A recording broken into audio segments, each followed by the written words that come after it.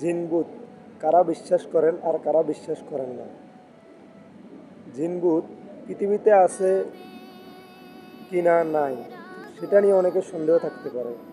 আদৌ জিনভূত মানুষের ক্ষয়ক্ষতি করে কিনা। আসলে জিনভূত বলতে কিছু আছে। জিনভূত অদৃশ্য বলে তারা মানুষের সহজে ক্ষতি করতে পারে। জিনভূতের ক্ষতি জিনভূতের হাতে যারা ক্ষতিগ্রস্ত হয়েছে তারাই বলতে পারবে জিনভূত আছে কিনা না। তো যারা জিনভূত বিশ্বাস করেন না তাদের জন্য সন্দেহ দূর করার জন্য বলতেছি, আল্লাহ তাআলা সূরা জারিয়াতের ৫৬ নম্বর আয়াতে বলেছেন, ওয়ামা খালাকতুল জিন্না ওয়াল ইনসা ইল্লা লিয়াবুদুন। আমি জিন ও মানব জাতিকে কেবল আমার ইবাদতের জন্যই সৃষ্টি করেছি। তো যদি তারা খারাপ কিছু করে আল্লাহ তাআলা তাদের শাস্তি দিবেন।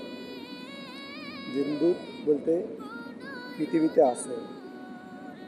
আপনারা বুঝতে পেরেছেন?